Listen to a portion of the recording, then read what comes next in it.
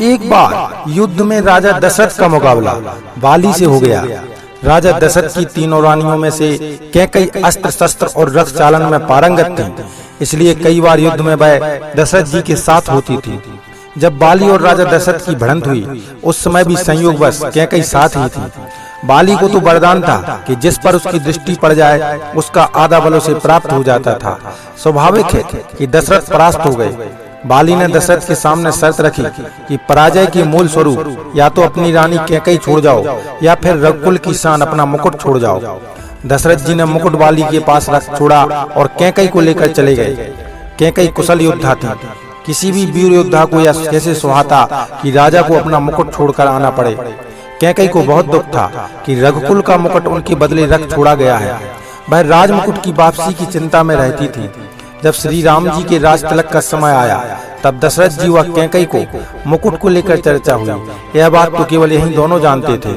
कैकेयी ने रघुकुल की आन को वापस लाने के लिए श्री राम के वनवास का कलंक अपने ऊपर ले लिया और श्री राम को वन भिजवाया।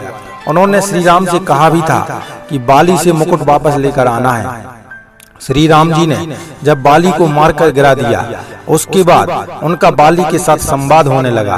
प्रभु ने अपना परिचय देकर बाली से अपने कुल के शान मुकुट के बारे में पूछा था।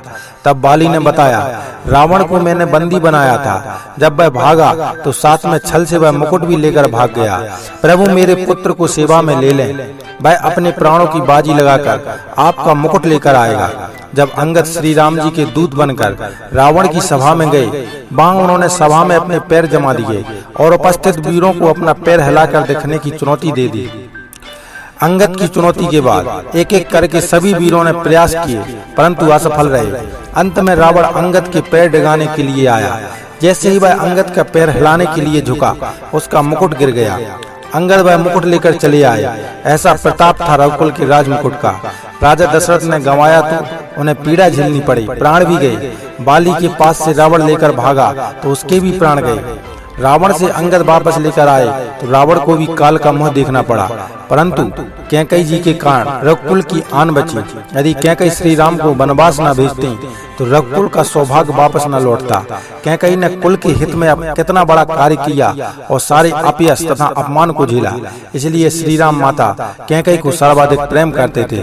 तो दोस्तों, आप लोगों के लिए यह कथा कैसी लगी हमें कमेंट बॉक्स में जरूर बताएं। अगर अच्छी लगी हो तो वीडियो को लाइक और शेयर जरूर करें और हमारे YouTube चैनल को जल्दी से सब्सक्राइब कर लें। बहुत बहुत धन्यवाद।